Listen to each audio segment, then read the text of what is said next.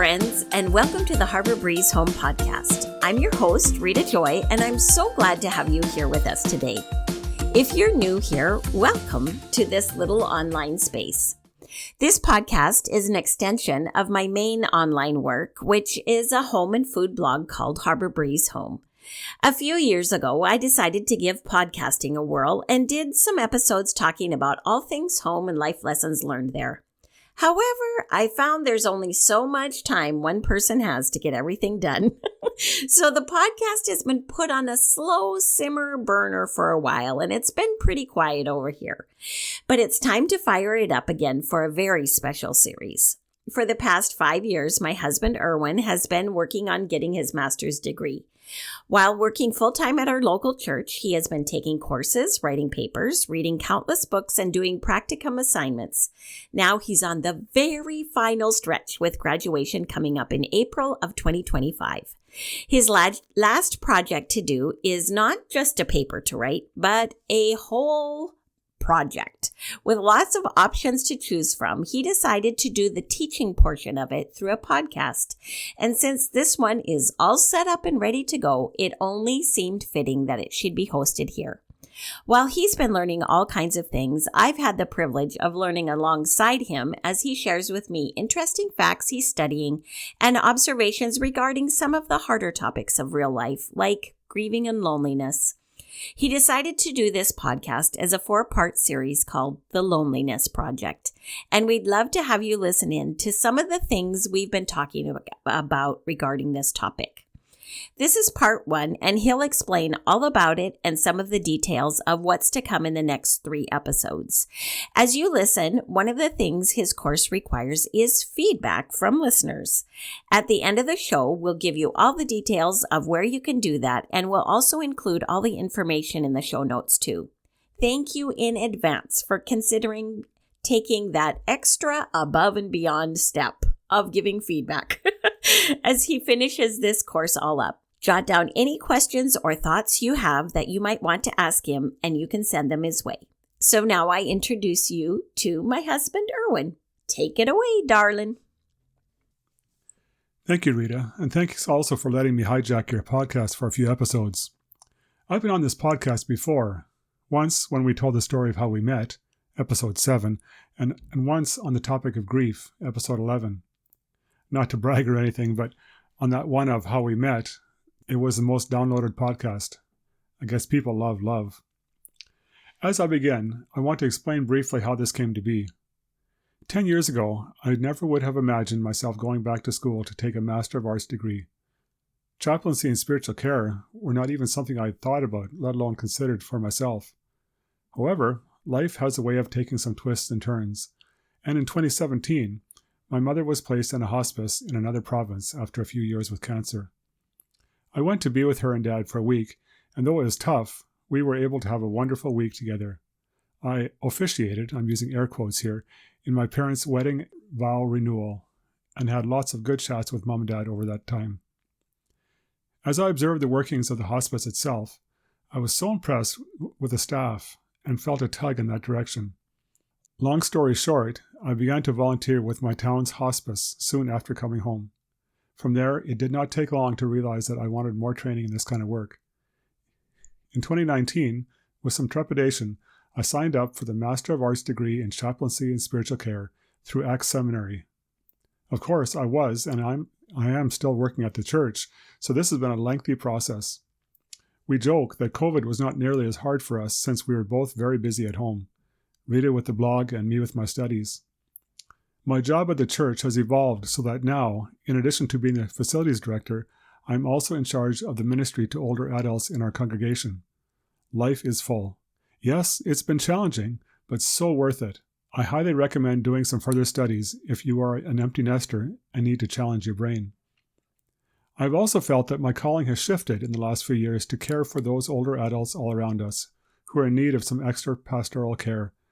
So I find myself in the local care homes once or twice a week.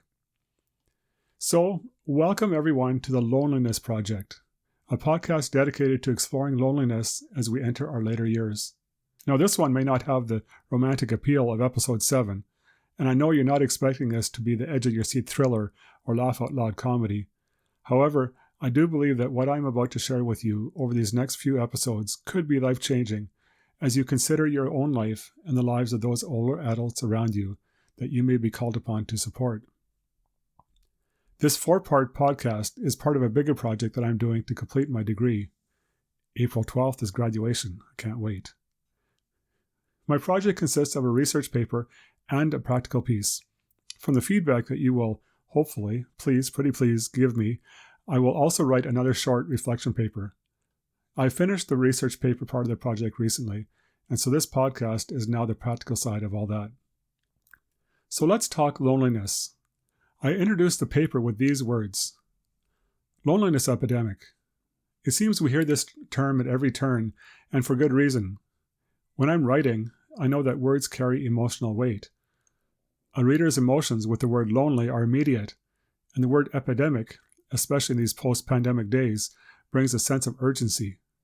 While I believe this phrase has been overused, it has been an effective way to draw attention to a problem that is not going away, but seems to be increasing. Loneliness is a genuine problem. Imagine a condition that makes a person irritable, depressed, and self-centered, and is associated with a 26% increase in the risk of premature mortality. How was that? Did I grab your attention? My target audience is middle-aged or older adults who are either facing a time of aging themselves or looking after and trying to understand aging parents or relatives. What do I want you to learn from this podcast series? Well, my desire is to share information on some of what I've learned regarding loneliness. I also want to instill hope in each person who listens. Hope theologically, because we have a God who is near. And hope practically, as I share practical ideas and ways of thinking to mitigate against the loneliness as we all age.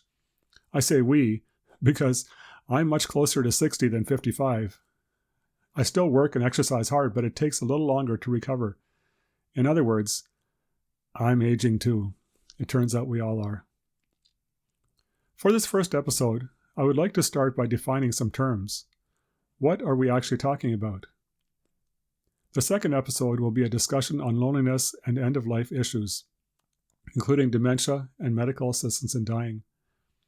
In the third episode, I would like to give some practical ways to help an older adult avoid loneliness. Some of those ways are very obvious, but I believe I will have a surprise or two for you. Hint, it's something that you've all heard Rita Joy do a lot of. Finally, in episode 4, I want to flesh out the theological underpinnings of all I've been saying. How does God relate to the lonely? Does he care? Then we will wrap up this discussion. If you send me any questions or feedback early enough, I would love to have some time in the final episode to respond to them. All right then, let's dive in. There are 3 terms that I'd like to look at briefly. Social isolation, loneliness, and solitude. The first 2 are often used together. Researchers and writers often talk about loneliness and social isolation together, and you need to listen very carefully to realize that they are very distinct terms. Social isolation is exactly what it sounds like. It's being isolated socially. It's not being with other people. It's not having other people around to talk to. Here's a definition. Social isolation is defined by the time individuals spend alone and is a result of a lack of involvement and integration into a social network. Social isolation is not a negative or a positive most of the time. It just is. When social isolation is seen as a negative, that's when it is experienced as loneliness. This is a negative emotion and it has to do with feelings. Here are a few definitions. Loneliness is the distress someone feels when their social connections don't meet their needs for emotional intimacy. Another one says, loneliness is an adverse state that people experience when a discrepancy arises between the interpersonal relationships they wish to have and the interpersonal ties they believe they currently maintain. So, basically, it's about perception. Loneliness is about our perceived sense of being alone. This is why we can talk about being lonely even in a crowded place. It's about our perceptions and expectations. Some people experience social isolation as solitude, which is mostly a positive thing. Some people love solitude, and they love to be by themselves. I'm sure you can think of many young, busy parents who would love some solitude. On the other end, I recently ran across a YouTube video with the subtitle, An Older Person's Perspective on Avoiding People. I'll give the link in the show notes below. There are those who love to be by themselves. They're totally fine with that. On a side note, I have done a fair bit of solitary cycling, and I have to say, I really enjoy it. But I know that there's someone waiting for me at the end of each ride. So I would say that I love solitude in small doses. This, of course, is Rita's podcast. Most of you know her. She loves to work on her blog, Instagram, and podcasts at home by herself all day as well. The solitude is welcome to her as long as she knows I'm on the way home at the end of the day. I believe also that where a person falls on the introversion-extroversion scale will also influence to some degree how a person deals with any form of social isolation. I will say more about this in episode 4, since solitude has been a spiritual discipline for many since the beginning of the church age. In fact, some of the greatest thinkers, theologians, and artists over the years have been very solitary people. I hope this all makes sense, because understanding these 3 terms will have an effect on our understanding going forward. To build resilience in this area, a deeper understanding is helpful. It has also been shown that many of the negative effects of loneliness, which I will talk about in a minute, are much less acute with a person who is socially isolated and yet does not feel lonely. The question may arise as to why we need to talk about loneliness as people age. After all, loneliness is a problem with youth as well, isn't it? Yes, it is, and there are many studies being done on that. The effects of our digital age are being felt across the age ranges. The internet in all of its forms, such as social media, online gaming, smartphones, and AI, are all having an effect. That's not my focus here, but I just have one thing to say about all that. It's not all negative. Social media and FaceTime calls help us to stay in touch with our children and our precious granddaughter, Remy. Rita has a great friend in the southern states whom she visits almost weekly and has only seen once in real life. And this podcast is getting out to you due to the wonders of the internet. Okay, I digress. Back to the topic at hand. Loneliness in older adults has become a serious problem because of the effects it has on their health and well-being. The stats show that as people age, their opportunities for social contact decrease and the chances of being widowed increase. The setting is ripe for loneliness, depending again upon a person's perception of what is happening. The thesis for my paper goes something like this. Loneliness in older adults is not merely a result of physical isolation, but is deeply intertwined with their emotional and spiritual lives. Therefore, addressing loneliness is essential in building resilience and hope as individuals begin to enter this vulnerable time of life. Let's take some time to briefly discuss some results of loneliness. One study I read said that it is associated with a 26% increase in mortality in the general population. In older adults, loneliness goes up to 45% increased risk of death.